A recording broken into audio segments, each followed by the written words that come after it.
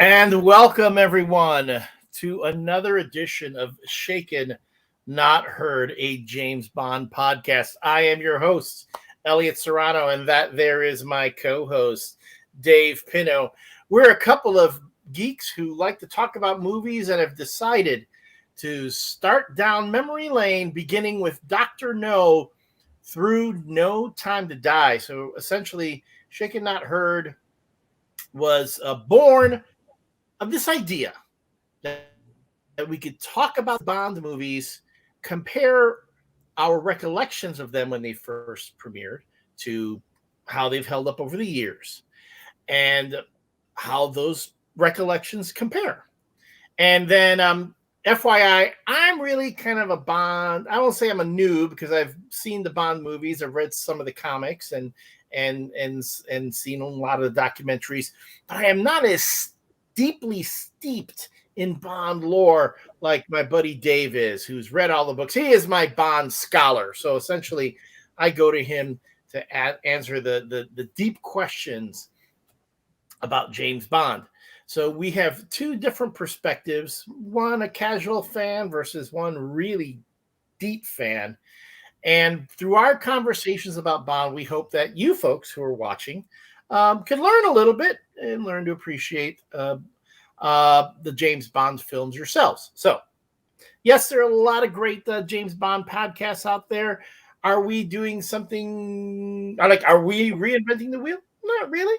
We're just giving our own take, but including you on the conversation. So, if you're watching on Twitch, if you're watching on Facebook Live, or if you are watching on our brand new YouTube channel, by all means, feel free to comment. Let us know what you think. They're going to be at the end, near the end of this episode. I am going to talk about how, with your interactions, you can win a free copy of Trigger Mortis.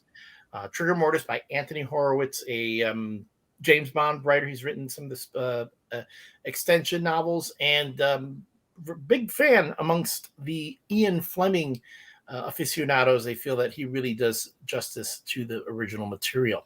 So stay tuned, because again, we are having a conversation here, and we want you to join in. But anyway, today's conversation is going to be about License to Kill, the second of the Timothy Dalton movies. Last week we talked about The Living Daylights. So if you didn't see last week's episode, you can always look on the Twitch channel, twitch.tv/Shaken Not Heard, or go to our Facebook page, facebook.com/Shaken Not Heard.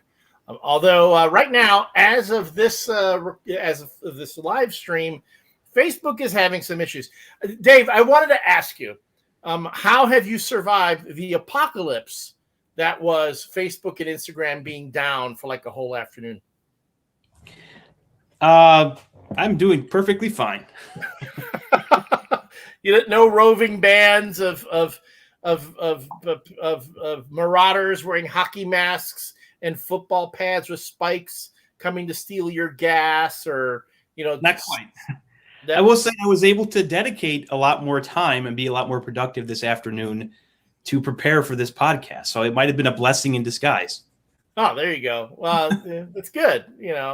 For me, it was the opposite, because I was. Look at that backdrop! Finally, after 16 weeks, however long we've been doing this. Well, I'm not going to criticize, because the very first episode, for folks who watch our very first episode, will see. I was just sitting in front of my fireplace with the Blu-rays over my shoulder, and as the show progressed, I kept fading into the darkness because the light outside was going down, and I didn't have a ring light or anything on me. So I'm not going to criticize. Yeah. I think it's the content. And if you're listening to this as a podcast, you don't really care what our backgrounds are. Yeah, exactly. If you're listening to this as a podcast, you don't care about all my little video cues. A lot of times, a lot of the jokes that I say don't go over because you can't see the graphics I've produced. So, what can you do? Try to be all things to all people doesn't always work. All right, Dave, I am not going to ask you the question about Well, okay. Should I ask you, as far as License to Kill, is it faithful to the book, or actually, is there even a book? So no, there is no License to Kill book. As we talked about last week, we've reached the point in the series now where they'll stop using Fleming titles for a while until we get to Casino Royale. However, obviously, the phrase License to Kill is pretty much synonymous with James Bond, and it probably, I don't know this for a fact, but it probably shows up in every book. But there is a lot of Fleming material in this book, even more so than The Living Daylights. The whole plot point of Felix Leiter being attacked by sharks is from Fleming's Live and Let Die. I think I've mentioned it in past episodes. It's not quite the crux of that story the way that it is in this movie, in the movie here. In the book, it's something that happens while Bond and Felix are on their assignment together, looking into the villain, Mr. Big. Once it happens, it doesn't change the course of the story. Whereas in the movie here, they take that one scene, that one moment from Live and Let Die, and basically build the whole story around it. The idea of Bond going rogue, and the emotional impact, what happens to Felix, what that has on him. And they also add this extra level of tragedy to it by having his wife involved, having her be killed on their wedding day, and this sort of grim bond, no pun intended, it creates between 007 and Felix, with them each losing their brides on their wedding day. And then there's other elements. The character Milton Crest, who is one of the villain Sanchez's henchmen, is from a Bond short story called The Hildebrand Rarity. And that's a short story that involves Bond on assignment in the Seychelles Islands, where he meets Crest, who is this boorish, loathsome, kind of know-it-all millionaire who's sailing around the world with his wife, Liz, on the boat, the Wave Crest, which is something else that's in the movie. And Crest is in search of a rare fish called the Hildebrand Rarity, which has only been caught once before. Bond learns that whenever Crest's wife, Liz, does something to upset or disappoint her husband, Crest whips her with a stingray tail, which he refers to as the corrector, which is another detail that makes its way into the movie in the beginning when Sanchez catches his girlfriend Lupe in bed with another man, and he punishes her in that way. Bond can tell from the interactions that as much as Liz pretends to love him deep down, she would just as soon see her husband dead. So she's kind of this bird in a gilded cage type thing. She's living this life of luxury, sailing around the world, but in reality, she's in this very loveless marriage. And Bond also speculates that Crest is impotent, and he's kind of trying to make up for it with this very machismo personality that he has.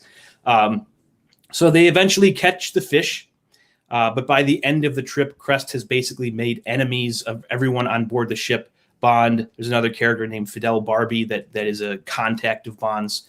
So one night, Crest has been drinking a lot. Bond goes to bed. They all go to bed. Bond wakes up in the middle of the night and finds Crest sprawled out dead on the deck of the boat with the fish shoved down his throat.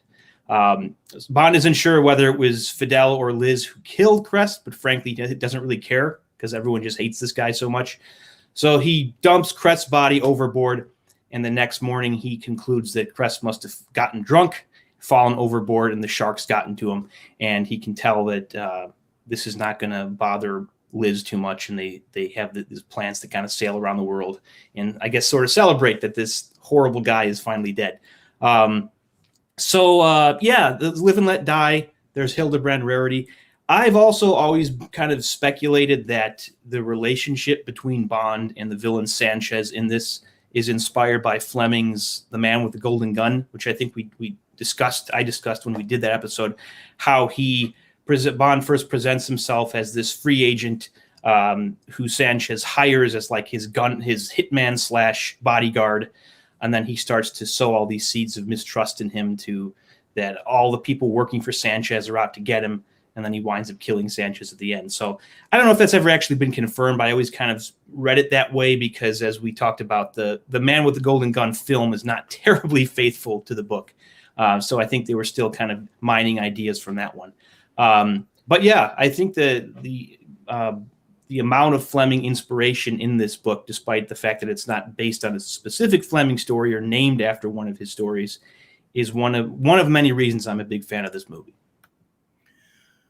License to Kill was released in 1989, starring Timothy Dalton. We also had Carrie Lowell as Pam Bouvier, Talisa Soto as Lupe Lamora, Robert Davi as Franz Sanchez, a very young Benicio del Toro as his muscle Dario, David Hedison as Felix Leiter, and Anthony Zerbe as Milton Kress. I'm going to tell you, and then, of course, Desmond Llewellyn returns as Q, and I don't have her name in front of me, the actress who was recast as, Carolyn Bliss, who was Miss Moneypenny, returns with a markedly different look. They made her look a lot more like the previous version of Moneypenny. They made her look kind of dowdy as a previous. And Wayne Newton. How Wayne Newton got into this movie, I don't know. Let's just add to that. If you go to the Shaken Not Heard Instagram account, that's again Instagram.com/Shaken Not Heard. Priscilla Barnes as Felix Leiter's wife. Very short-lived wife. Very short-lived. She started as a Bond girl. Her next life, she will be Terry on Three's Company. So, needless to say, this License to Kill is the most 80s of these movies, and I have a bone to pick with the title, but I'm not going to do it yet because we do have one more segment. But before the next segment, I am going to invite our guest to join us. He is formerly of FelixLeiter.com, and right now just pretty much a big Bond fan. Let's welcome Chris Wright to the show. Chris, welcome. Thank you. Good evening, gentlemen. How's it going? Thank you, Chris. Well. Now, before we get into the movie, because I've got a lot of thoughts, I'm sure you have them too, and Dave's going to have to contend with me. We're going to get into another segment right now. Before we came on air, I wanted to ask you this. The segment is called Time to Drink, Mr. Bond. And I wanted to know, what are you drinking tonight? I am drinking a glass of Cabernet Sauvignon. It has a sippy cup on it, and Dave may be able to explain why I have to use a sippy cup these days. I don't know. Make you explain, or do you want to explain? Maybe a little bit later. All right. Go on, Elliot. Introduce the rest. Finish the introduction for this segment. Well, is it faithful to the book? I'm not faithful to the book. There we go. In Time to Drink, Mr. Bond, what we essentially do is we go into the official James Bond cocktail book called Shaken, and we explore one of the different recipes. Oh, by the way, Chris, who was it that gave you that book for your wedding? For my wedding? It was you, sir. This is the guy. Much appreciated. Oh, you're the guy? You're the guy who has the copy now? Yeah, you heard now? That book is out of print. So you have probably something very valuable in your possession. Oh, time to go on eBay later tonight. It's not in print. If you got to find it, you got to go look at used bookstores if you want to find it. And if you want to find a good copy, that's even better, So, yeah. All right. So, yes. So we go into the book. We find a recipe. We find a drink. Now, mind you, if you get, by the way, you can still get Shaken on Amazon Kindle, for the Amazon Kindle. That's how Dave and I each have it. But a lot of those drinks in there, while they sound really good, a little bit challenging to make because there's some very particular ingredients, liqueurs, and spirits that you need to be able to make those drinks. So this week I'm kind of like I'm mavericking it again. I'm doing a Bond-ish drink, though I'm not sticking straight with the recipe and shaken. Essentially, I'm using my limited edition 007 Jamaican rum with mango and pineapple juice. And can I tell you something? This stuff is good. It's good. I would do this. Yeah. Very nice. What have you got, Dave? So I made a cocktail that I thought would be very appropriate for this episode. It's called the Felix. And that is 40 milliliters of Woodford Reserve Double Oak Bourbon, 100 milliliters of maple water, 1.5 teaspoons of honey syrup, a dash of Angostura bitters, and a garnish of orange twist. I have everything but the bitters, and I actually went looking for bitters the other day, and when I saw how much bitters are per bottle, I'm like, good golly. Yeah. Well, I agree with you. My philosophy was, though they appear in so many of these recipes, that it's worth it to have a bottle. It's a worthwhile investment because I'll keep using them for future recipes. Yes, you'll use it again and again. That is true. Yeah. But this is a very adult thing. So I don't know. I think we're the only James Bond podcast that actually drinks while they're recording. Maybe. Well, was that last week you said you got in trouble with Facebook? Oh, yes. So last week when I was setting up some Facebook ads to promote one of our episodes, because Facebook, this is all right. Since we're going to digress a little bit, because today was the day of the infamous erasure of Facebook. It just disappeared for so many people, and it seemed like everyone who was on Facebook who couldn't get on Facebook anymore suddenly rediscovered their Twitter accounts. So I was on Twitter for a bit and did a few things pushing the show. I mean, I'm generally, if I'm on Twitter, it's to promote the Twitch channel for Shaken Not Heard. And, Facebook's got some issues. And all I know is I just wanted to promote, because they kept on us, promote your show on Facebook. We're going to give you credits for promoting it. We're going to give you free credit so you can get some ads, which, by the way, was bullshit, because even though I was supposedly just using the free credit, I kept getting charged on my credit card for the ads. Yeah. Fine. And my first draft of the copy for the ad, I mentioned that we reviewed drinks from the Shaken book. And Facebook flagged the ad and rejected it because it promoted alcohol. And in certain countries, they cannot use ads that promote alcohol. It's so funny that they don't have a problem with promoting insurrections, misogyny. What are other things? Racism. No, it's like you go to your safe space.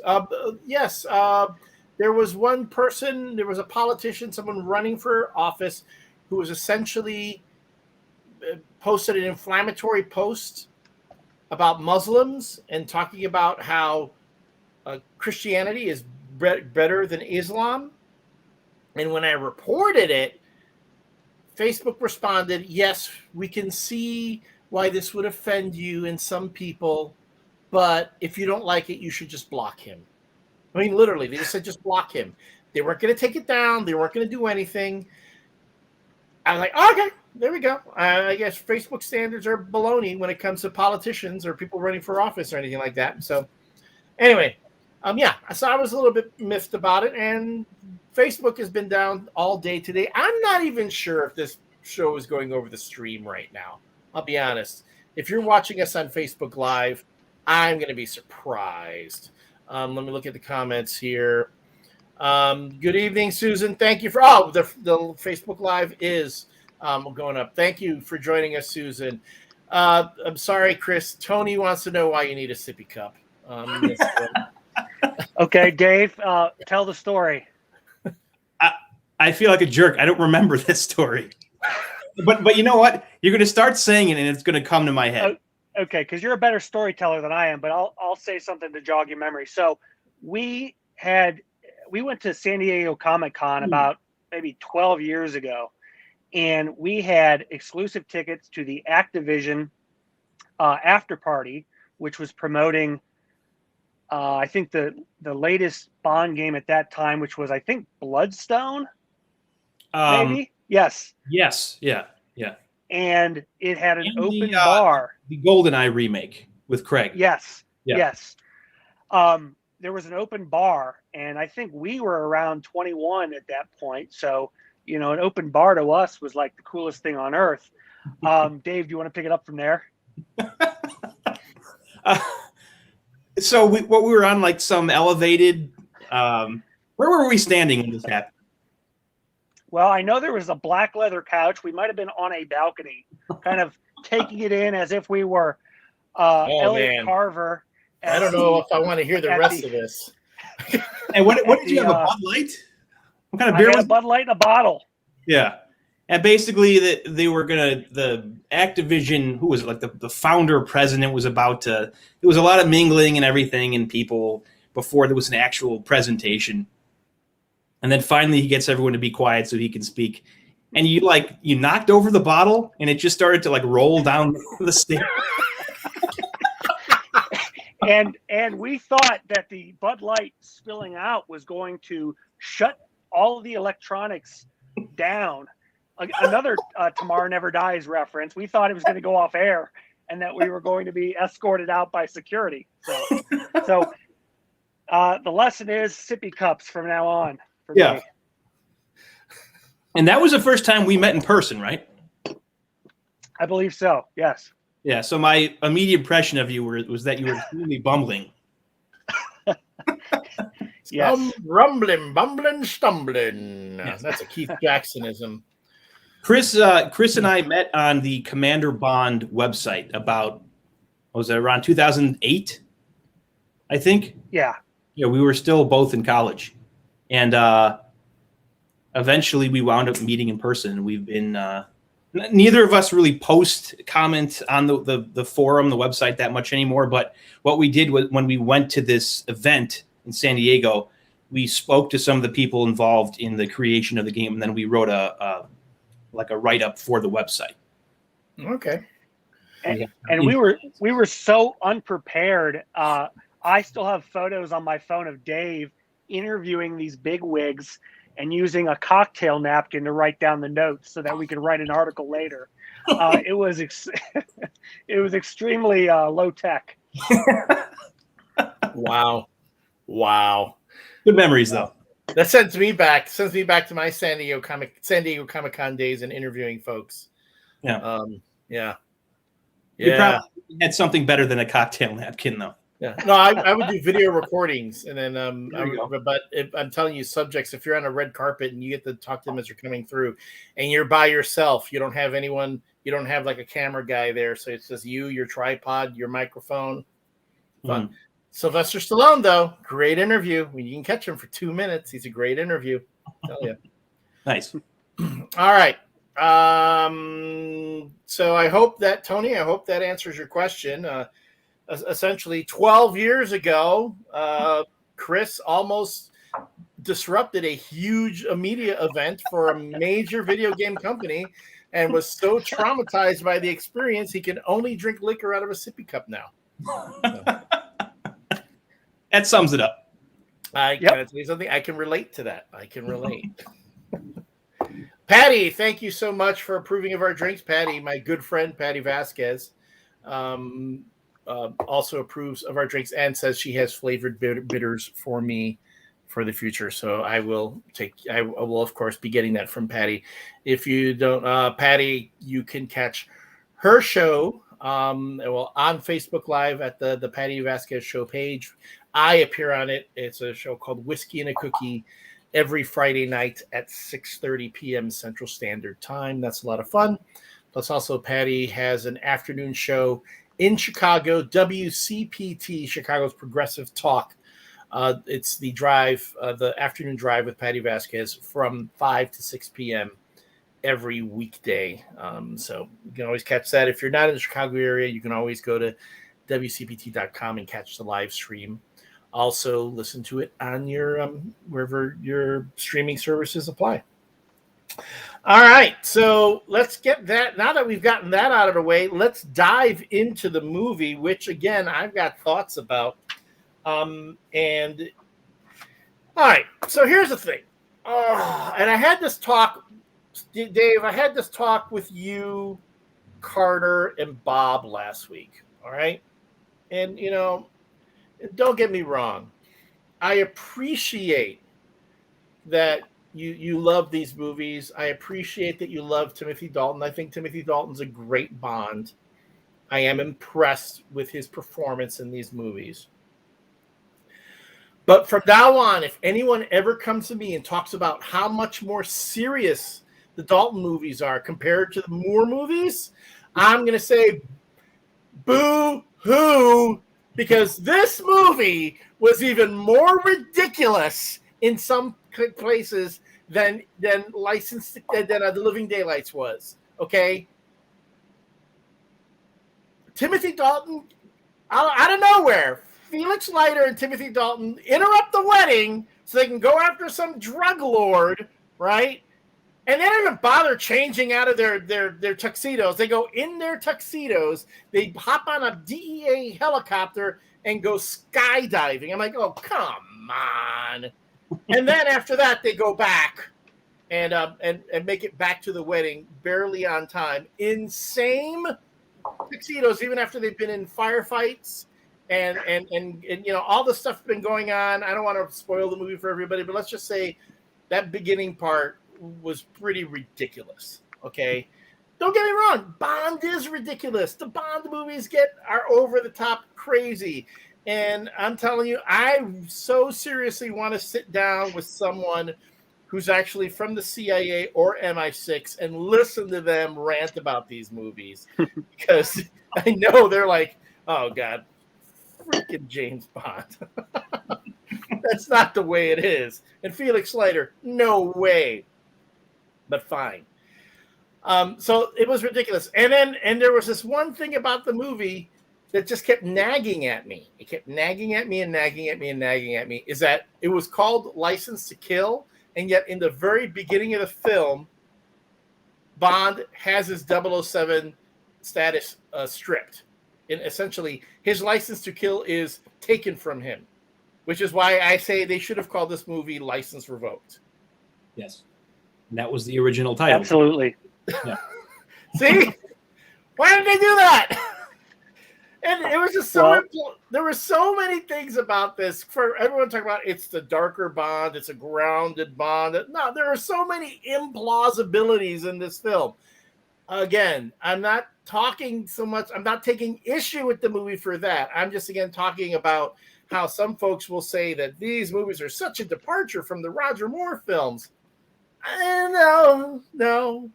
Bond himself, yeah, again, Timothy Dalton is a little colder, steelier, but he's not, the movies themselves are still ridiculous. And Maybaum and Michael G. Wilson, yet again, cranking out another script. Yet again, John Glenn directing, which, I mean, again, all due respect to Mr. Glenn. He's a legend in filmmaking because he's made so many of these Bond films. But this was probably the most workman of his workman jobs. He had so many great locales and things to do, so many great stunts to set up. And I'm telling you, it looked like a high school student, shooting it on his iPhone. And it's like, here's a shot, that shot there, that. The Felix Leiter scene when he's being dropped into the big tank with the shark, which again, well, you know what? Sorry, Felix, but I do remember you killing some sharks needlessly earlier in another film. So it's probably like a comeuppance for you, my friend. They could have. Oh, by the way, they didn't bother to cast the same guy who played Felix Leiter in the last film. Well, admittedly, David Hedison is a much better Felix than John Terry. Yes, but I'm like, it's like you need Bond to go Felix Leiter, so you know that the dude is Felix Leiter because they keep changing actors on you. Yeah. Chris is our resident Felix Leiter expert, so I want to hear his input, his take on this. the producers said that the reason they went back a few films to cast David Hedison is because they wanted that situation where you didn't have to have some random guy come on the screen and say, "Hey, I'm Felix Leiter." They have a guy that the audiences are supposedly going to recognize. That way, when the maiming with the sharks happens, the audience has an emotional reaction.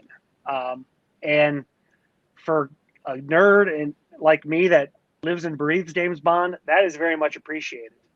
Yeah. See, if you want me to have that reaction, you know who you cast as Felix Leiter? Jack Lord. You bring back Jack freaking Lord for that, okay? But he was Terry busy with from Three's Company, so come on, bring in Mr. Hawaii 5-0.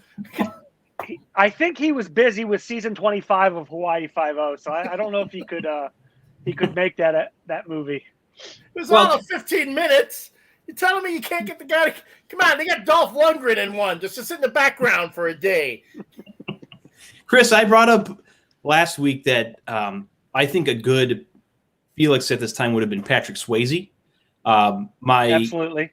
Elliot and then some of the guests pointed out that he might have been too big of a star at this point because he had just done like Roadhouse, and I think Footloose was coming out shortly after Living Daylights.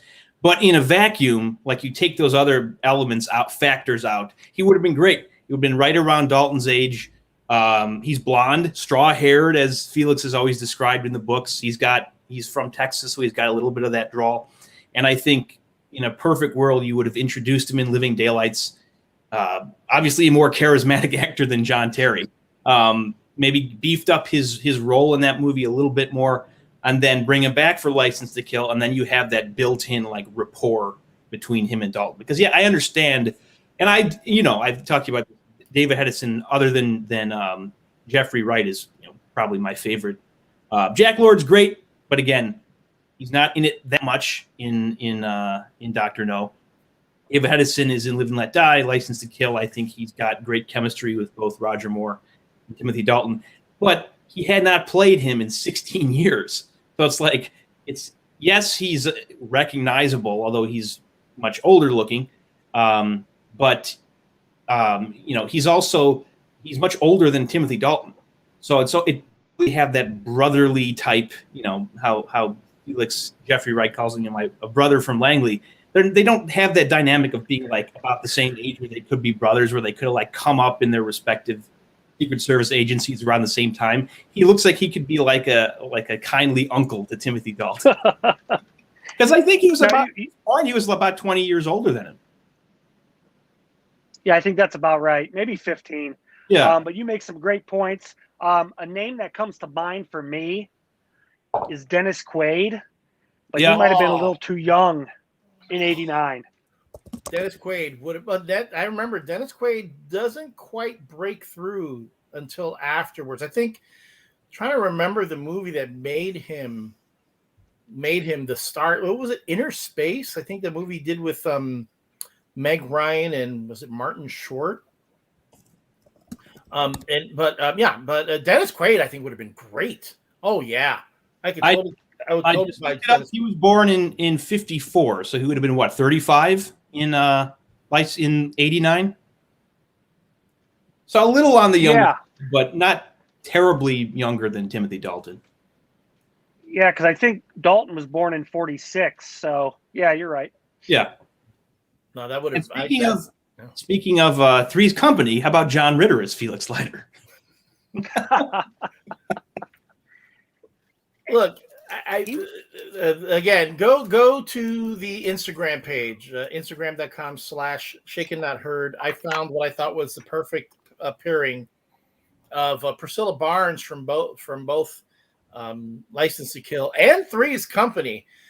I'm just amazed at all the different connections that I'm discovering as we go. Of course, later on, when we go into the Pierce Brosnan era, we're going to have Terry Hatcher show up as a Bond girl. Most folks will know her as either Desperate Housewives or me from Lois and Clark in New Adventures of Superman. And it's not unheard of to have women from television show up in the Bond films. The casting of Bond women is always going to be a thing because that's just as much of an event as finding out who's going to do the new song, what's it about, and so on. So, Yeah. But Priscilla Barnes, gorgeous. Don't get me wrong, gorgeous gal. I'm not saying she shouldn't have been cast as Bond, but my goodness, I mean, I'm sorry. Under the direction of John Glenn, I mean, not a very emotional death on her part there. Just not. I mean, again, very workman for John Glenn with these films. Not exactly getting stirring performances out of his actors, though. Yeah, I don't mind the way her death is handled. What bothers me is at the end of the movie when Felix is in bed and he's like, nothing ever happened. He's like joking and hey, let's go fishing. I know some time has elapsed from her death and everything, but it's not that much time. Like you'd think he'd still be mourning her death, because considering what a horrible death it was, and considering how angry everybody was getting. I mean, yeah. But back to the problems, some of the problems I was having with the film. Okay. We're Americans, right?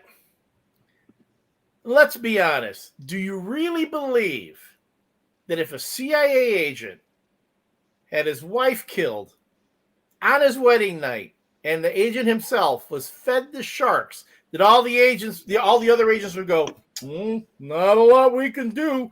We got laws in this country. Seriously? Well, they're the ones who are going rogue. They're the ones who are going, okay, James, this is what we need. It would have made more sense to me to have them saying, okay, you know what, James? Yeah, we know your superiors, they screwed you.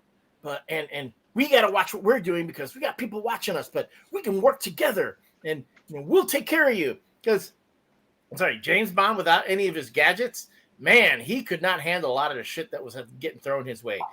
At one point, he's about to kill the baddie Sanchez, and okay, yes, this is when we took the grim dark of a Timothy Dalton film, and we throw in some ludicrousness from a Roger Moore movie. Because what happens? He's ambushed by ninjas. Okay, ninjas. I was like, what? Not other assassins, not thugs or toughies or military dudes. A pair of ninjas stop him. I'm like, oh God. I can tell Wilson and Maybaum were like, yeah, okay, what do we need now? We need to let's go to our James Bond Mad Lib book. What are our choices? Oh yeah, we need ninjas now. Let's learn some ninjas. I was going to mention that the DEA agent that says that line to Bond about we have laws in this country too. Hawkins, great actor name, right, Chris? Grand L. Bush. Yeah, I mean that's like a Bond girl name in a. And well, go on. You guys may remember him. He was an FBI agent along with Robert Davi in Die Hard. Yes, Johnson and Johnson. Yeah. Yeah, it's like flying over Saigon, huh? I was in high school then, you dick. That was good. Yeah, seeing Robert and seeing him both, and it was just a year apart. They had just been in Die Hard together the previous year. Yeah, they're brought back and they're playing two different roles at this point. It's like the Bond casting said, "Hey, let's get these guys." I mean, they're pulling those Die Hard folks are pulling all of our guys into their productions. Let's return the favor and get some guys out of a Die Hard film and put them in a Bond movie. It's like Daniel Craig and Ana de Armas going from Knives Out to No Time to Die together. Yes, and I think that will have to be a future episode where we discuss, because we already have a ton of we've talked about this in the past, the Indiana Jones James Bond connections that we've seen, and then the James Bond Die Hard connections. I'm pretty sure there's some Lethal Weapon connections in there too. And we're going to get, of course, into we have Three's Company and Lois and Clark. it's all over the place. It's like 6 degrees of James Bond. Yeah. All right. So then moving forward with this, with the actual plot itself, moving and folks, I don't want to, we're not going to spend too much time belaboring the plot of it. I just want to give again my own takes on how the movie is overall. I wish I could drop in film clips from time to time, but I have already learned that we get muted whenever we do stuff like that. So if you want to go back and watch License to Kill, you can actually watch it for free on I want to say Pluto TV has it. I'm trying to remember where I watched it. It's either on Pluto TV or Paramount Plus. One of those two channels have it. No, I take it back. Not Paramount. Peacock. Peacock is carrying the James Bond, some of the James Bond films. The thing about this film is we're also, not only are we seeing the end of the Timothy Dalton era, we're seeing the end of the old school Bond production folks. This is going to be the last screenplay done by Maybaum and Wilson. This is going to be the last movie. Thank you, Susan. It's on Pluto TV. Thank you. This is the last movie we're going to see directed by John Glenn, because with Pierce Brosnan taking over in Goldeneye, the Broccolis and that company, they're going to decide, hey, you know what? We're going to get these new, fresh, new directors with hot takes, with a strong sense of visuals and action and dynamism and storytelling. We're going to let them do Bond, because there are a lot of other movies out there. We have the Mission Impossible movies. We're going to have the Bourne Identity movies. They're going to be out there taking this sort of genre of film to the next level. And we need folks to do the same thing with James Bond. So when I watch License to Kill, I'm like, wow, man, oh boy, Timothy Dalton really deserved he deserved a lot of better everything, a better script. Just like I said, the same thing with Roger Moore in Octopussy. Deserved a better script, deserved a better director, a better everything if this is going to be you going out. Although, yes, they didn't realize this was going to be his last film. None of the actors, well, other than Lazenby, who announced in the middle of filming on Her Majesty's Secret Service that he wasn't coming back. Yeah. They all just kind of, it happened, whatever their last movie was, just happened to play out that way until Craig, where he was gone into it saying, all right, I'm going to come back. We're going to wrap up this big story arc you started, and then I'm going to be done. So there has to be like a sense of closure, finality to the whole thing. But yeah, I mean, I do think, I wish he had done at least a couple more. I mean, there were plans. By the way, if you have not read it, this is a phenomenal book. The Lost Adventures of James Bond by Mark Edlitz. It covers 2 or 3 completely different treatments in detail for what would have been Dalton's third and fourth films that would have been made in like the early 90s. But if License to Kill did have to be his last movie, I think I've said it before. I think it's one of my favorites. I know there's issues with it, and express some of them, but I think it's a decent swan song. But no, if I had a choice, I would have liked to have seen him do at least one more. And just without going into too much detail, based on everything that was kind of known about what would have been his third movie, and especially what's detailed in this book, I think the third one would have been the one that really cemented his legacy, so to speak, as Bond. It would have been more in the mold of like A Spy Who Loved Me, Goldfinger, more gadgets, more humor, more spectacle than we saw in License to Kill. And I think if people saw him in playing Bond in that type of Bond movie, it would have really kind of changed people's overall assessment of him as James Bond. And such a shame it never happened. Well, I put that on the Broccolis, though, because they wanted Dalton. They wouldn't let him do just one more Bond. They said, no, you got to do 4, 5, 6 Bonds. They want you to sign those 7, 8 picture deals. And there had been such a lapse between License to Kill and what would have been his next Bond movie. If they had said, okay, come back for just one more, I'm sure Dalton would have done it. And then boom. which brought me to my point now to one thing about when they move forward. I'm going to tell you right now, I'm going to give this unsolicited advice to Barbara Broccoli and Michael G. Wilson and the folks at Eon and the folks at United Artists, or all MGM, Amazon. Your next Bond who you cast, okay, you sign them for a 3-picture minimum, okay? A trilogy. They do a trilogy. That's it, okay? 3-picture minimum.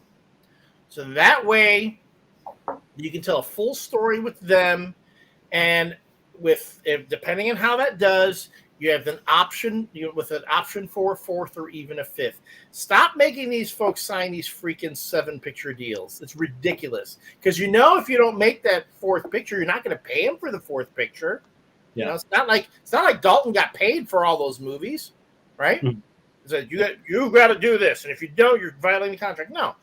3-picture minimum. That way you can keep this actor for the entire time so that you can get a full story out of them. And then we don't have, again, because that's after watching the George Lazenby documentary, Becoming Bond, that's what turned him off to doing more Bond films. It's the whole, they want me to sign my life away for 8 pictures. I'm not doing that. Yeah. They essentially want to have control over you for all that time. Yeah. And now after seeing that documentary, I'm like, man, I really wish he'd come back for another one, because there's a lot I saw in that I wish I had gotten to see in the Bond movie. See him really bring himself to that character. But you do a 3-picture deal. That's it. Trilogies, and then boom, and then you go from there. What do you guys think? I think the reason they wanted that the whole Lazenby thing was for such a long contract was because they didn't want to. The first actor, the first time they had to recast after Connery had left, and they wanted more stability and not have to go through kind of the uncertainty of, okay, what if he again leaves after, 1 or 2 movies? Because I don't believe any of the other actors, it was such a long, like, what was it, Christopher Roger Moore, wasn't it? Didn't he sign a 3? Wasn't it after Spy Who Loved Me, he just kept returning on a film-by-film basis? Yeah, I think that's right. He had 3 or 4. Yeah. See? So that works just fine. And I think part of the Lazenby thing was Sean Connery, and rightfully so, after each movie, he kept asking for more money because they were so popular. And I think what they wanted to do with Lazenby, especially because he was a unknown, is get him locked in at a certain rate.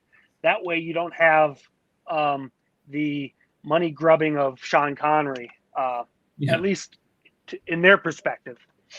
Yeah, that's probably right. Well, I understand there's some folks who go, how can Sean Connery do that? I'm telling you, you don't have Sean Connery. You don't cast Sean Connery as James Bond, you don't have James Bond. It's pure and simple. Absolutely. Anybody else, cast anybody else as James Bond, it wouldn't have worked. Yeah. Sean Connery, right place, right time, lightning in a bottle. If you cast Roger Moore early, like some said they could have happened, it's not going to happen. It doesn't work. Yeah. I think, Sean Connery was kind of entitled. And I'm sorry, but you're rarely going to see me siding with the studio moguls. I'm with the little guy. I'm with the guy who works, the guy who's got to show up on set all the time. So I agree. The guy that I don't agree with is Jack Lord, because they asked him to come back for Goldfinger, and he wanted as much as Connery was getting, and they just told him to, hit the road, Jack. And I think they made the right decision. Possibly, but then they could never cast another Felix Leiter after that. I mean, that was, again, twice. Lightning in a bottle twice.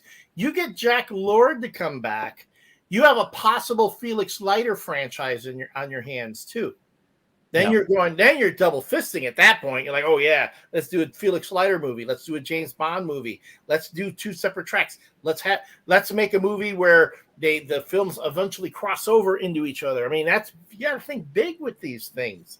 And it seemed to me they were always like just picking and getting. It was always an ego thing with the producers versus actors, and I know that's a thing that's going to happen in Hollywood for forever.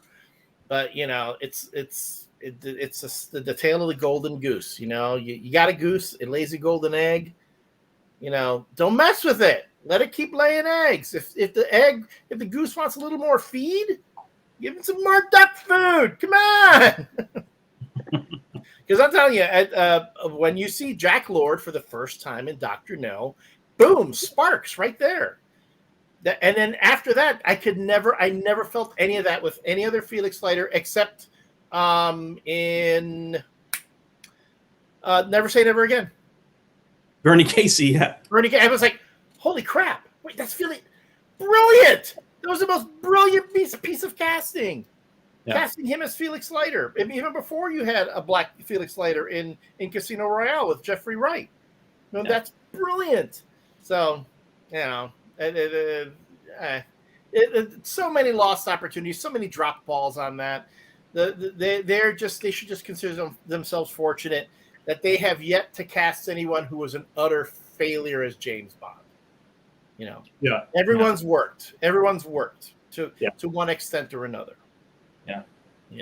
And I think people who are unfamiliar with kind of the behind the scenes stuff with what was going on with MGM and the legal issues following in the early 90s assume that, Timothy Dalton was so bad, he killed the franchise, and then there was this big, long 6-year gap. And it's like, no, that's not what happened. Like, I guess I can see if you don't know the true details of what was happening behind the scenes, why you would come to that conclusion.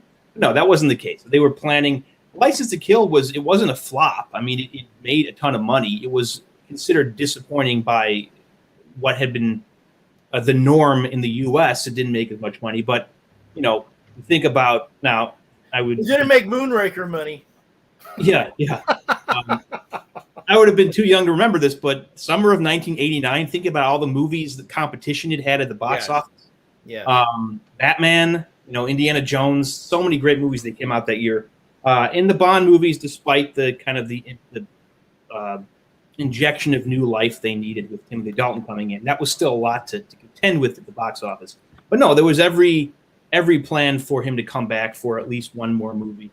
But like you said, all this time had passed, and when the gears started turning again for Goldeneye to go into production, they said, "Hey, look, we can bring you back, but we want you back for multiple films." And said, "No, at this point, I don't want to do that." It's like it kind of makes me think of when people say how like Adam West made Batman silly. Like, not really. Adam West popularized Batman for people who were not really comic book readers, but like the Batman of like the 1950s in the comics was absurd. You had him like turning into a mummy and fighting aliens and going into space and having a rainbow colored suit. Like 1950s are still to this day the most absurd period in Batman history. It's just by the time the TV show hit the airwaves, the comics had finally started to get a little more serious. But it wasn't like the idea of Batman being a silly character originated with Adam West. Like, no, learn your history. So when people talk about like Dalton like killing the popularity of Bond in the late 80s, like, no, that's not what happened at all. And I think I'm not the first person to say this, but Timothy Dalton, I think, very much paved the way for what we're getting now with Daniel Craig. I think if Dalton was like a young actor in his prime now, like in his late 30s, early 40s, everyone would be saying, "Oh, this guy needs to be the next James Bond," because he just embodies so many of those qualities that we now probably are going to come to expect of the next guy to play Bond after Craig. And I couldn't help myself. I did skip ahead and I watched Goldeneye. Okay. And I'll save the majority. I'll save the majority of my thoughts for that episode when we talk about Goldeneye. But Goldeneye was way better than I remember, and it was another one where they kind of ahead of things.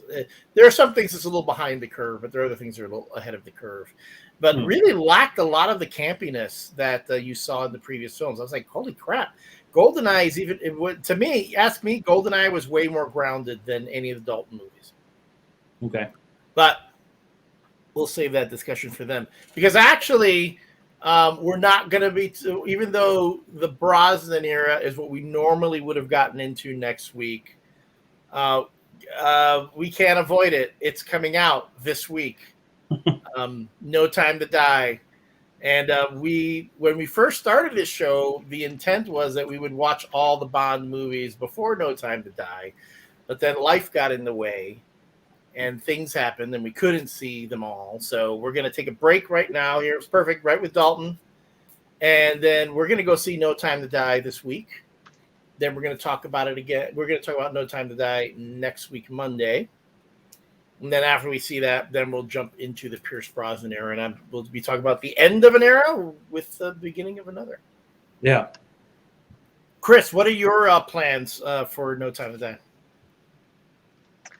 I pre-ordered tickets. I have a 4-month-old son, and we're kind of doing a double date to see No Time to Die. We're going to make a little event of it, and I'm super excited. So it's going to be you, your wife, and your son, your 4-month-old sons, and your 4-month-old son's girlfriend. Is that what you mean by a double date? We've got a babysitter for the night. We're going to go with another couple. Yeah. Oh, okay. They made it. I was like, wow, they started them young. All right. I want the Bond lifestyle.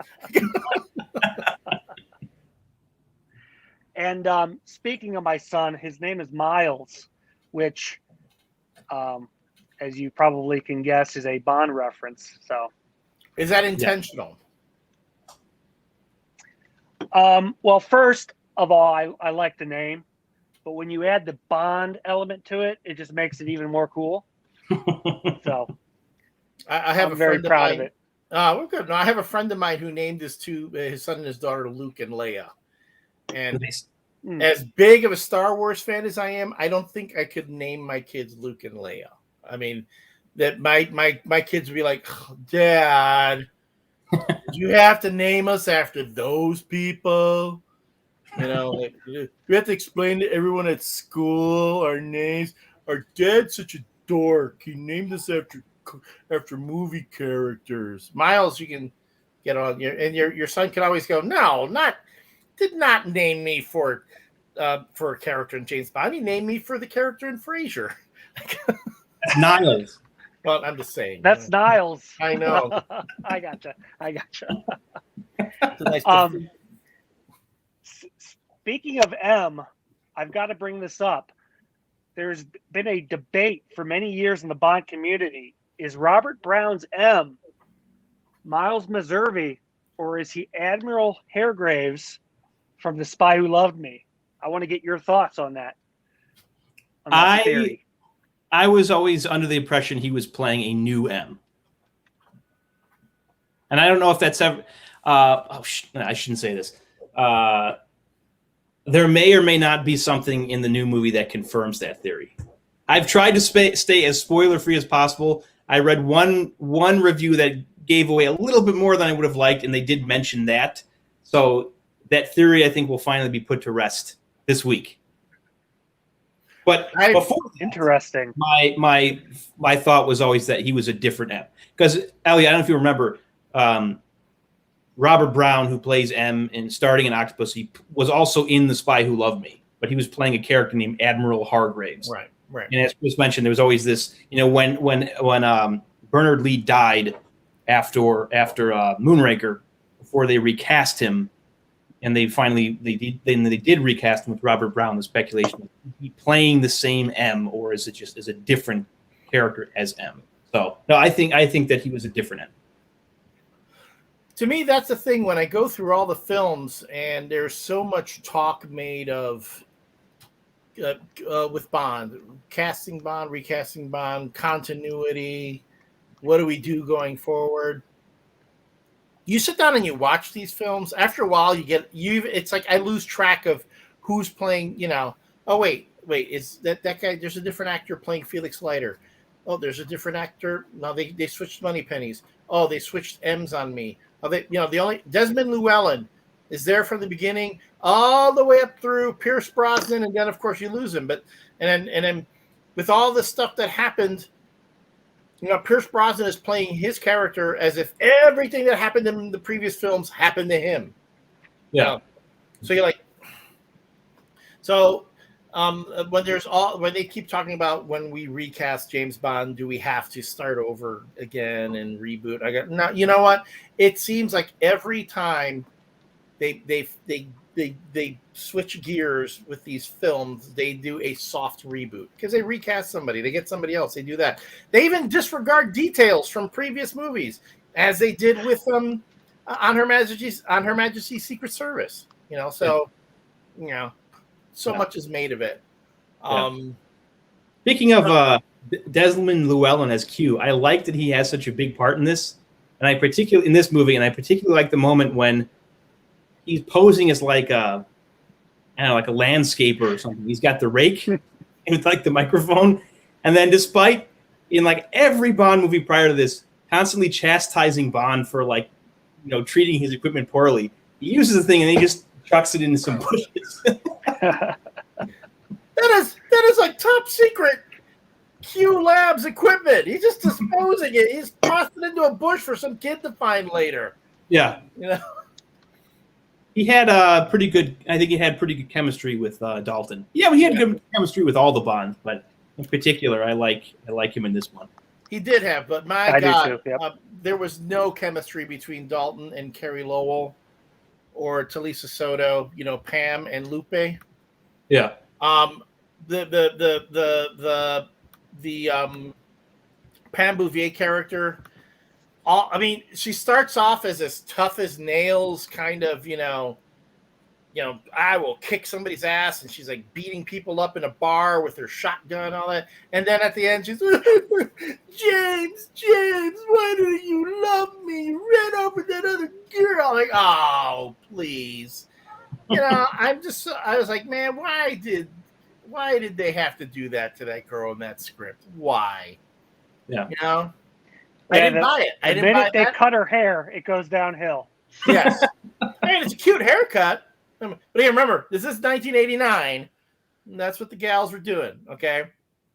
Yeah. Oh, wait. May I also talk about the theme song to the film? Yeah. That was Gladys Knight, sung by Gladys Knight, if I remember correctly. In the beginning, I thought it was Tina Turner. I go, no, that's not. She isn't that raspy. Gladys Knight, Tina Turner is much raspier. Okay, a little better. A little derivative of Goldfinger. That opening riff, if you want to call it that. But someone, I just saw the article today. I shared it on my Twitter. I was waiting for the Facebook page to come back so I could put it on the Shaken Not Heard Facebook page. But there is an alternate. Someone did a License to Kill theme song that was rejected by the Broccoli's. And I was listening to it and go, oh, I think I actually like this one better.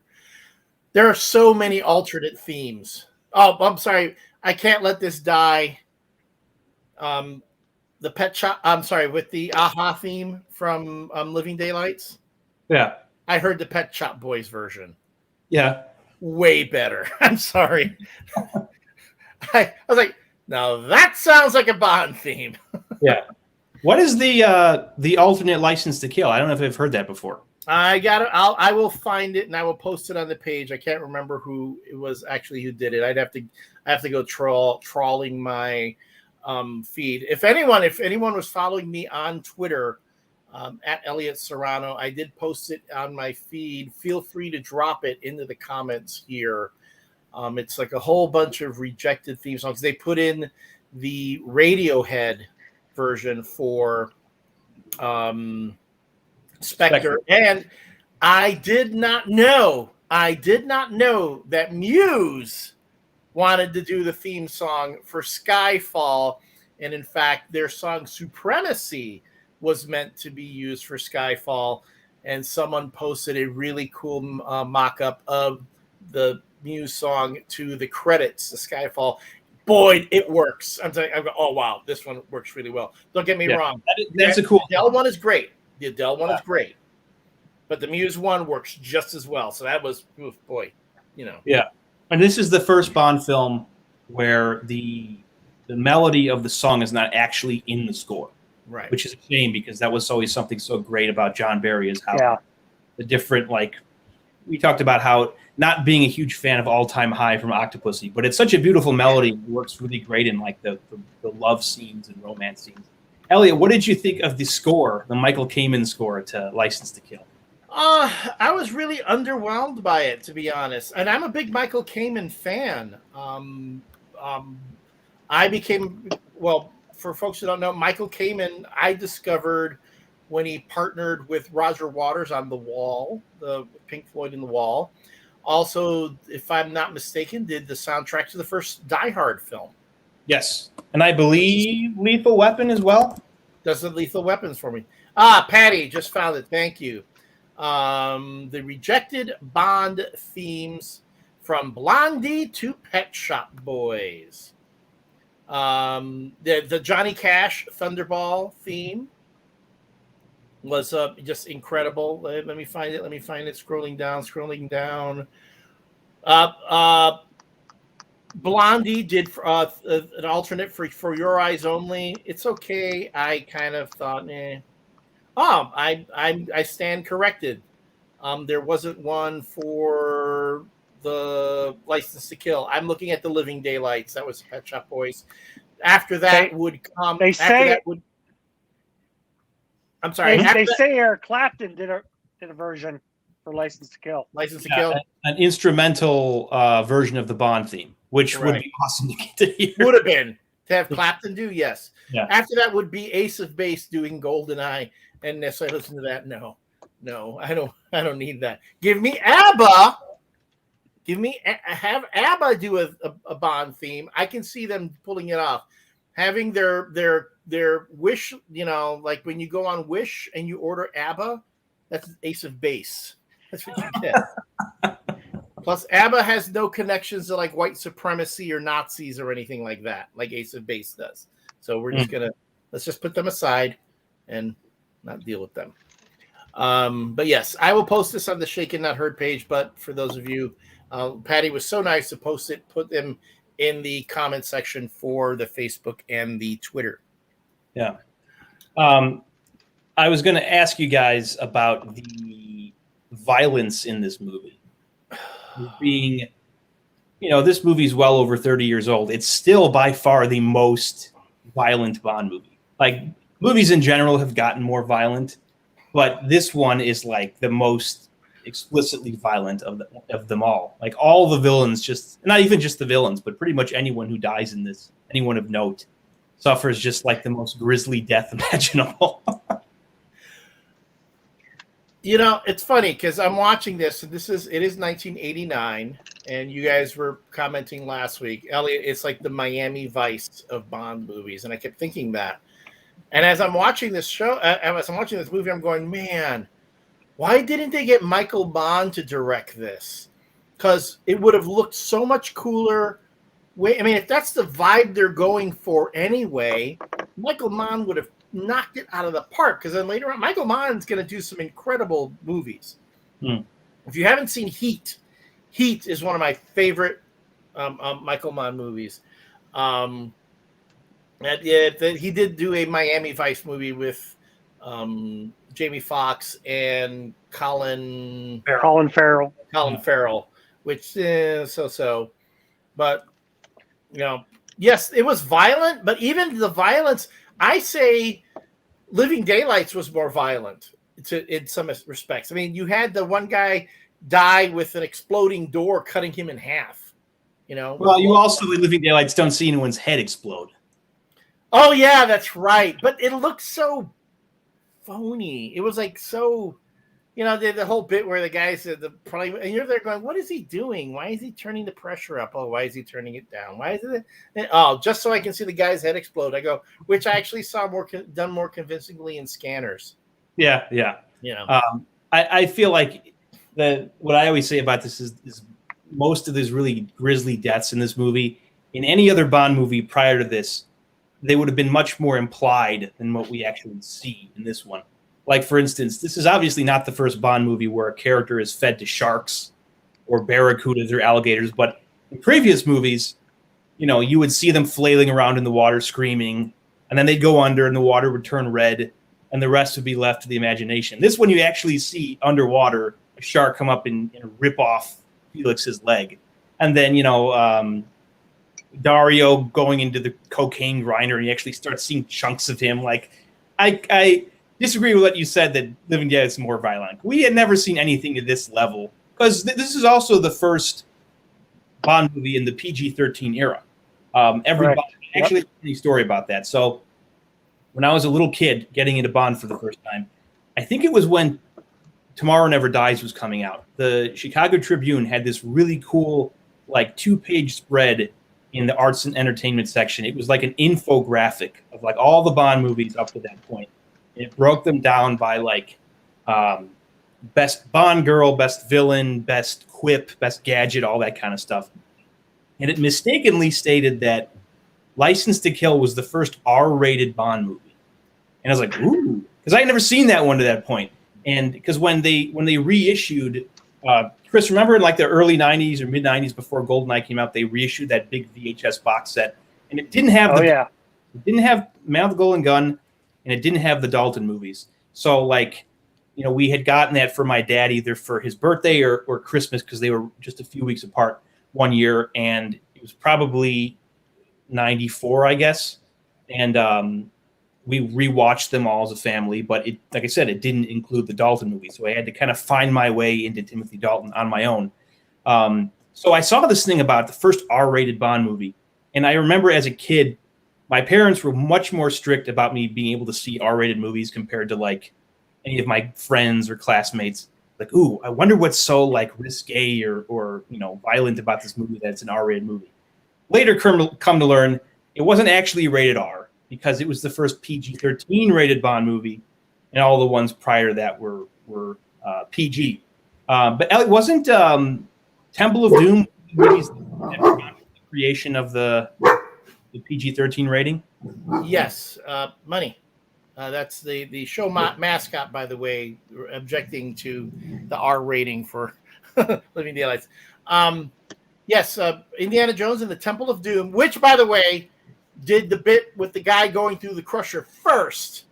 Yes, that's John Glenn did it on the Living Daylights. So again, John Glenn, I'm telling you, he's cribbing Spielberg. He pulled stuff from Temple of Doom, just for Living Daylights. Anywho, yeah. So that movie comes out, and they decide that the MPAA, whatever it's called, decides we need a rating for movies that don't necessarily have the amount of violence and sex and nudity and profanity that you would see in an R-rated movie, but have some content that maybe is a little too intense for like an 8-year-old. Hence, we get the PG-13, and then every Bond movie since then has been, and pretty much every like comic book movie as well. Well, Living Daylights had the first side boob, I think in a Bond movie. It's the first time we actually see a woman's breast. I mean, really see it. I think Spy Who Loved Me comes pretty close. Yeah, but no, I mean, then there are earlier ones. Again, when you look at the Connery ones, there's Dr. No. Was Dr. there? No, when they're going through the nuclear waste cleaning device, if you pause it at the exact moment, you can get side boob. Side boob. But there's also Blood and Octopussy. A distant shot of Maud Adams. Maud Adams. But wait, I want to say it was in. Is it Diamonds Are Forever? No, the one in Japan. You Only Live Twice. You Only Live Twice. Where if you have the girl in the pool who's completely that's Man with the Golden Gun. Man with the Golden Gun. She's completely naked. Now, if back then it's so brief. If you saw it in the movie theater, you really didn't catch. You think, wait, did I just see something? But now with your Blu-ray player with that crystal clear image, and you can pause it and go, "Yep, she's naked. She is fully naked in that water, and I see everything." So it's like, whoa! I think that's the first Bond movie with full frontal nudity. Hey, Audrey, welcome. Thanks for joining us here on the Shaken Not Heard Facebook page. So yeah, Dave, go on. I was going to say I had a couple other stray comments. The first one was, and Chris will probably appreciate this most. My wife Elise brought this up when we were rewatching it last night or a night or two ago. If they were going to bring, which they did, bring David Hedison back from Live and Let Die, why wasn't the character of Sharky just Quirrell Jr. from Live and Let Die? I mean, he basically fills the exact same role, but it's a totally different character. And he doesn't. Quirrell That's doesn't a good point. in that movie, so they could have brought him back. And back when we were talking about Die Hard, I was thinking, wouldn't it have been awesome if they had Carl Winslow play Sharky? Yeah. Yes. Well, Yeah. if you're gonna be taking all the other if you're gonna take all the other Die Hard folks, sure, why not? I think that would have been great. Yeah. My other comment was this might be the Bond might have his crappiest car ever in this movie. Like, why they gave him a Lincoln? Like, I'm used to seeing him drive Aston Martins and Lotuses and cool American like muscle cars. Like, they could have given him like a late '80s Aston Martin, or even like stick to the books and given him like a Bentley, because it's such an ugly that period of automotive design was everything's just very like angular and boxy. It sticks out like a sore thumb. But Dalton dresses like your dad, so it kind of fits the whole vehicle in that. And I love his attire in this movie, but he dresses like your dad. Yeah. Well, I guess it was. I was reading about. Apparently, it was his suggestion to have Bond dress a little more casual, not just in this movie, but Living Daylights, when you see him in like the leather jacket. And I think he pulls it off. I don't think like Roger Moore could have pulled it off, although we see him also in a leather jacket in View to a Kill. View to a Kill. Yeah, I try to forget that. Again, A View to a Kill, not that bad. I know you guys are really harping on it, but to the moment I was fine. To look at that episode, I was fine up until a certain point. There is the it's funny. Speaking of A View to a Kill, I had just watched. I mean, it was right after I had watched the last Dalton film, and I'm hopping around. I saw the Rundown, starring The Rock, John William Scott, and it's one of The Rock's first action films. And who's the baddie in this one? But Christopher Walken.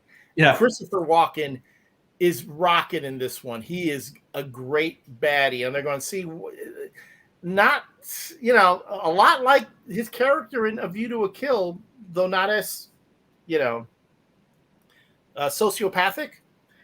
And I'm there going, and then Peter Berg is the director, and they're going, geez, why did they get Peter Berg to do a Bond movie? Because he's killing it right now, but he's using Chris Walken way better than John Glenn did. Yeah, and also I think we mentioned that Zorin is really not even in the movie that much. No. Yeah, there's a big stretch where he's just absent. But it's like you get Christopher Walken, who's this legendary, well, not so much legendary at the time, but had won an Academy Award, so he was an acclaimed actor, and he's terribly underused in the movie. He was big, no, and everyone knew if you have him, you got to use him, and that's I'm pretty sure that's why at the end they said, okay, let's give him a big scene where he's just shooting people. We haven't done anything with him up to now. Yeah. So anyway, it's funny because when you sit down and you watch other movies that are comparable, you see a lot of the elements in other films. There you go. You can tell they're pulling from Bond, like they take things that have been done in Bond movies, but they do them better. Yeah, they just do them better. So it's a cycle. It's gonna go back. It's gone back into James Bond. It will already be evident when we go into the the Pierce Brosnan era, because I sat through Goldeneye already, and I watched the pre-credit scene of Tomorrow Never Dies, because I just had to see some more modern, more contemporary Bond. Like, oh yeah, this is okay. This is different. This is more what the kids like these days. Yeah. All right, Chris, I'm going to ask you a question. It's a question that I asked a lot of previous guests. Let's say, you're a big Bond fan. You've been steeped in the story, in fandom. I mean, you've run a James Bond fan site, the FelixLeiter.com fan site. If you had someone who had never seen a Bond movie before, and you had one movie to show them to get them into James Bond, what movie would that be? Good question. So before Casino Royale, my answer would have been Live and Let Die, because that was my first introduction to James Bond, and I just love the film. But post Casino Royale, I feel like when you're trying to introduce somebody to the franchise, you got to show them that. It's modern. It's sort of the origin story, if you will. And I think if you're able to kind of catch their attention with that film, then showing them all the rest is just very easy. Yeah. And that seems to be the going one right now. Everyone's going with Casino Royale, which let's just say, let's hand it to Barbara Broccoli and Michael G. Wilson. When they decided to reboot the franchise and get it starting again, they did something. They did the right thing. Although, again, they brought back Martin Campbell, who did both Goldeneye and Casino Royale, and he had that. I'm sitting there going, man, I wish they had gotten him to do an earlier Bond film, because Martin Campbell just gets Bond, just gets how that works. Oh, yeah. They were interviewing him. What is that new movie that's out with Michael Keaton? The Protege? It's like an action. And he directed that, and they were interviewing him. And, of course, with him being such an important figure in Bond history, and No Time to Die coming out, they asked him about that, and he said he's excited. And he did say that he would be willing to do another one. So it's like, if they want to kickstart the franchise again and reimagine it again, I mean, Martin Campbell is 2 for 2 so far. So I say, why not? He's shown he can do it, because he does change sensibilities with Casino. You look at GoldenEye. That feels more like classic Bond still a little bit of camp, not as much, a lot more grounded than I think a lot of people remember. I'll tell you, we'll talk about it in 2 weeks. In my own head, there are a couple thuds in the script, but it holds up a lot better than I remember. And then when you get into Casino Royale, which, I watched that one again. Long before we were supposed to watch it. I was like, I'm like, holy crap, wait, Martin Campbell directed this one too? I kept expecting him to use a lot of the conventions and setups from everything else, because not only did he do GoldenEye, he also did the Zorro movies, which were big epic action flicks. He went gritty. He said, okay, this is what we want to do. We got to bring it down a bit. We got to make Bond more of a Bourne Identity type deal, and he did it excellently. And don't forget, he also did Green Lantern. That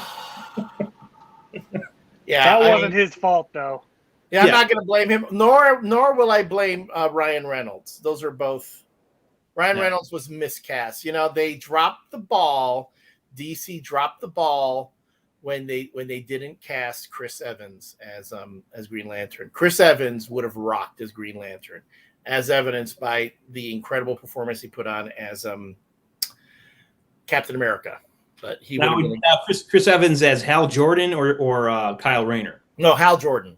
Okay. Chris Evans as the Hal Jordan, because Hal Jordan's a test pilot. Hal Jordan's got a real. He has gravitas to him, and don't get me wrong. Ryan Reynolds can have a certain amount of gravitas to him, but if he's going to play a fighter pilot, he's got to be more like Maverick and not so much like Darkwing Duck. Audrey, you liked Green Lantern. That's okay, Audrey. There's nothing wrong. I'm not going to criticize you for liking something. I'm just gonna. I just know that I can. It's easy to buy something for you for Christmas because your taste is questionable. No, that's a joke. I joke. I kid because I love. All right, we're getting up. Chris, we got to quickly squeeze in your Priscilla Barnes story. Yes, I've been waiting for this moment all night. So, in 2006, when I was about 17 years old. Cleveland, which is where I'm from, had a mini Comic-Con, and they had Priscilla Barnes and David Hedison doing autographs side by side. So I was thrilled. I went to meet them both and get some autographs. And when I was talking to Priscilla Barnes, I was extremely nervous. She was there alone. She's not so high profile where she has a handler taking the money. So, she's doing it all. She's signing, she's taking the money, she's chatting. And I picked a photo to get autographed, and she signs it. She asked me my name. I told her. And then she says with a straight face, "Would you like a condom?"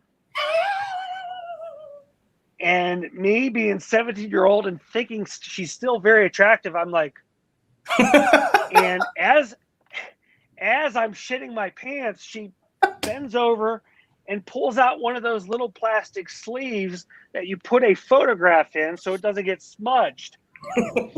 I was hoping she was propositioning me, but that was not the case. I think there's a law against that. She would have been locked up if she had actually been doing that.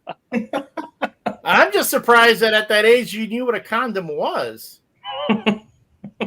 I barely knew what it was, but hearing her ask me if I wanted one is just something I'll never forget.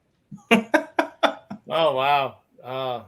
That goes up there. That's like when I met Catherine Bach in Chicago when she was promoting the Dukes of Hazzard at the International Auto Show, and she was so sweet. She hugged me, and she was warm in her embrace and smelled of sunshine, and I never wanted her to let me go. But anyway, is that Daisy Duke? Yes. Yeah. Very nice. Very nice. Elliot, I got a question for you. So now that because I don't remember way back when, when we started the podcast, or at least pre Timothy Dalton movies, you said that you remember Timothy Dalton not being very memorable as Bond. Has your assessment changed now that you've watched, even though you haven't been a huge fan, you view him more highly as a Bond now? I definitely view him more highly. And I will say it's a shame he didn't get a chance to do at least one more Bond film. In fact, I think you plug him into Goldeneye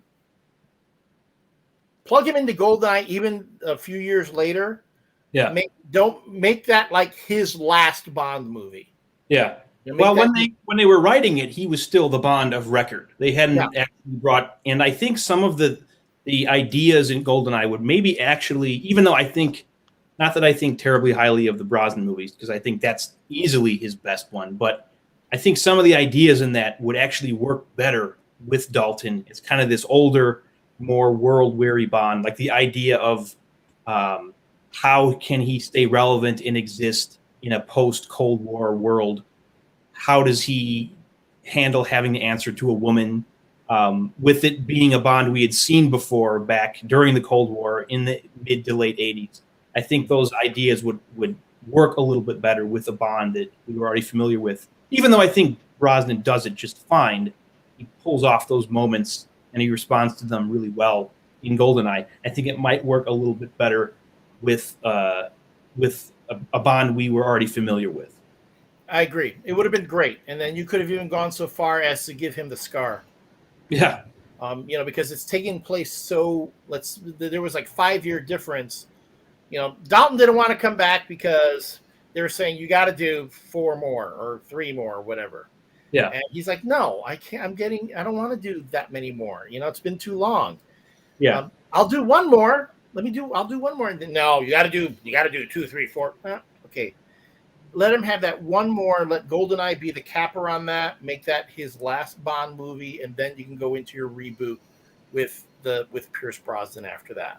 Yeah. Yes. No. To answer your question, I was really impressed.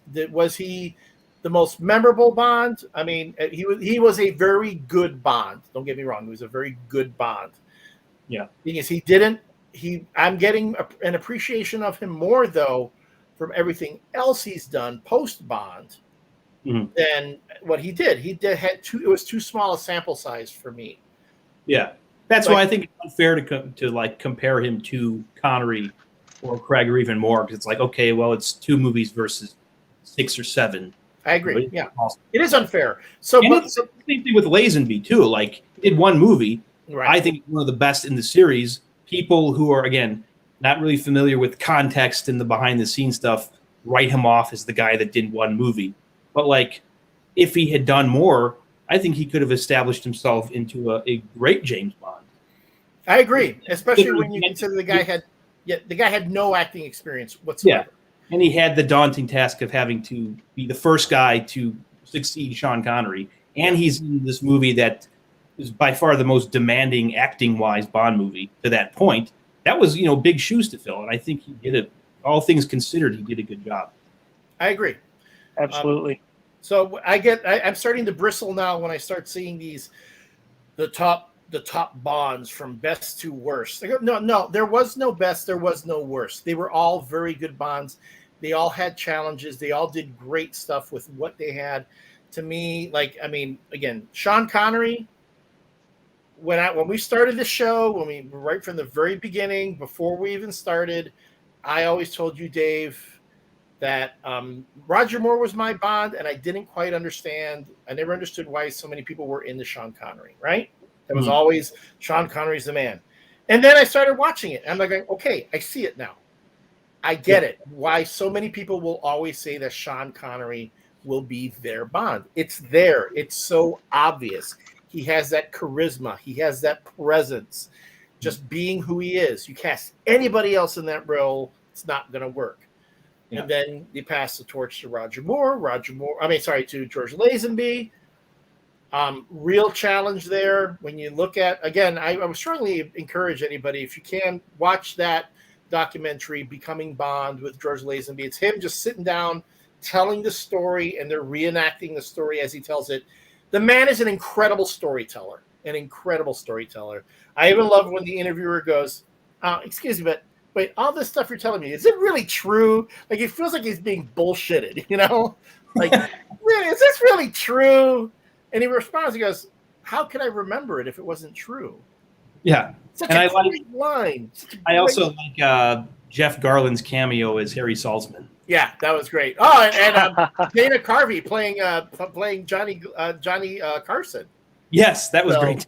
Yeah. So they do, and all these people just dropping in out of nowhere. You're like, oh, holy cow, I know who that is. Jane Seymour, former Bond girl. Yes, that was another highlight. Shows up in this. So I highly recommend that you see it, because then you get a glimpse at what it was having to become that character. I think there is no character in cinema that has that kind of pressure on them. I can't think of any other character in cinema. It is unique in and of itself. The things that you have to go through when they talk about you, because they're already saying that now. The Broccoli's have said, we're not even thinking about the next Bond for at least a year after Craig's gone.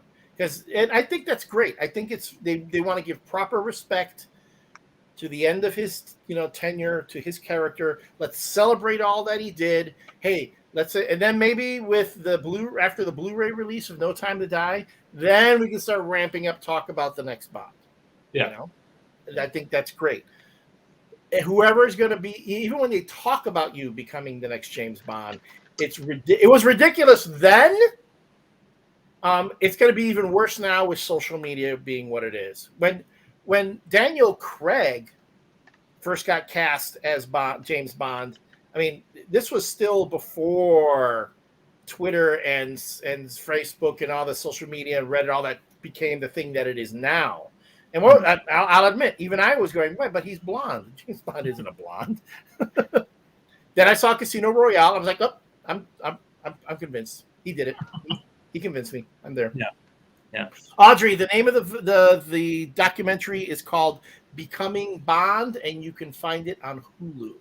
So if you go to Hulu, it's George Lazenby telling his story, Becoming Bond. It's essentially a biography. He talks about being a kid all the way up to when he became, and the story of how he becomes James Bond is hilarious. The way he did it, and I'm sure he's embellishing in some areas, and some people are going, "Oh, that's bullshit. That didn't happen." The way he tells it is just entertaining as hell. So I go with it. Yeah. But anyway, whoever's going to be the next James Bond is going to have so much pressure on them, and it's going to be criticism no matter who they are from whatever direction they come from. So good luck to them, whoever they are. So again, there are no bad James Bonds. They were all good in their own way. Yes. Man, I have ranted more in this episode than I think I ever have before. And Chris, I blame you because usually when we have a guest on, they talk a lot more or put me in my place, and you've just been sitting there nicely and letting me jibber jabber. Well, it's my first time. Maybe next time I'll be a little bit more assertive. Yeah. Dude, you got to get up. You got to step up. If you want your minutes, man, you got to step up. Yeah. I gotcha. And you are welcome to come back because what's coming next? But Chris? I just said I appreciate the invite of coming back in the future. This has been fun. Cool. You're very welcome. Next week, coming up, we're going to take a break from the chronology because, again, we didn't get a chance to see all the films before the new film came out. And we know folks aren't going to wait until after Daniel Craig's last Bond film to hear us talk about No Time to Die. So, yes, No Time to Die will be next Monday's episode. Watch it. Don't watch this show until you see the movie because as hard as we try, there's no way we're going to be able to keep it spoiler free. I know that. Oh, absolutely not. Yeah. So do not watch a show unless you see the movie. Are we, Audrey asks, are we always on Mondays? Yes, the show is every Monday at 7 p.m. Central Standard Time. If you can't catch us live, don't worry about it. You can watch the videos of our shows are posted and archived on both our Facebook, our Twitch, and yes, our new YouTube page. So you go to twitchtv.com/ShakenNotHeard.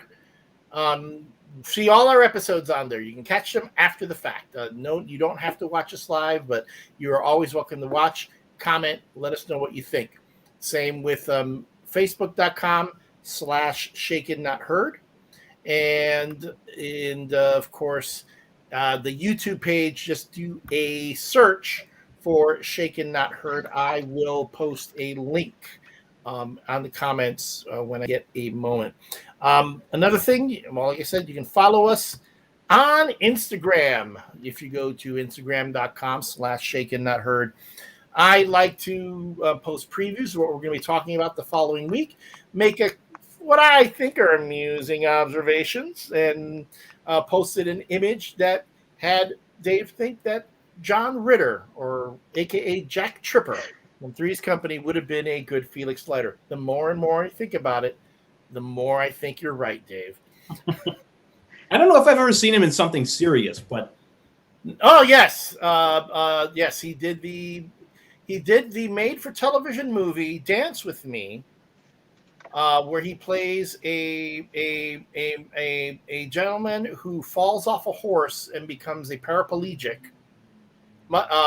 Similarly to what happened to Christopher Reeve. Yeah. And has to learn to deal with that and falls in love with a young Carrie Fisher. Oh, okay. His romantic interest. And don't forget his role in Bride of Chucky. That was a classic. You could also send us your comments, your questions, your recollections. Tell us what you're going to. How are you going to go see No Time to Die? What did you think of our episodes? Send us your all of that to shakennotheard@gmail.com. And your email could be included in our segment called For Our Eyes Only. Every week, we ask folks to comment on something that's going on with their 007 fandom. Last week I said, hey, tell us your plans for No Time to Die. Everyone who writes to us and gives us their plans for No Time to Die will be entered into a drawing for a copy of Trigger Mortis by Anthony Horowitz. It's for the Kindle, Sorry, I don't have hard copies. It is for the Kindle. If you win, I will send you a code so you can download a copy of Trigger Mortis for your Kindle or Kindle app. So again, that goes to shakennotheard@gmail.com. I'm still collecting emails because No Time to Die hasn't come out yet. So, how are you going to see it? What are you looking forward to most? Heck, if you've seen it already, if you've been one of those fortunate folks to go to a screening of the movie, what did you think? Please, spoiler free. Don't give me any spoilers. I was not fortunate enough to get a invite to the press screening of No Time to Die. I have friends who were, but apparently I just don't merit it anymore. Man, I remember when I was the bigwig, I got invites to a lot of stuff. I didn't get invited to this. I did get an invite to the Suicide Squad screening, and I did get invited to Venom 2. Okay. But I didn't want to see Venom 2. Which co-stars Moneypenny, Naomi Harris. Naomi Harris, yes. Yeah. Before you go, Chris, anything you want to share with us? Anywhere we can follow you? What things that you're up to? What would you like to plug? I am Righty007 on Instagram and Twitter. I still run a few Felix Leiter social media accounts. I believe it's on Facebook, Twitter, and Instagram. It's Felix Leiter News. So you can find me there as well. Let's say once Jeffrey Wright's done playing Felix Leiter, who's your dream candidate to play him in the Bond reboot? Wow, that's a tough question because Jeffrey Wright was the Felix Leiter I didn't know I wanted. And he's been such a treat. And then you get into the situation of, okay, do you bring back a Caucasian actor or do you continue with African American? And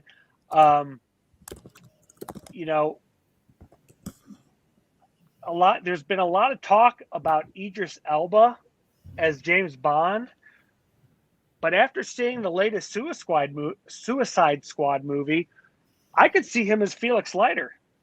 He can do an American accent, and that would be pretty sweet. Yeah. More of a world weary, kind of like he's been around the block a few times, and he's seen things and he's done things. Oh yeah.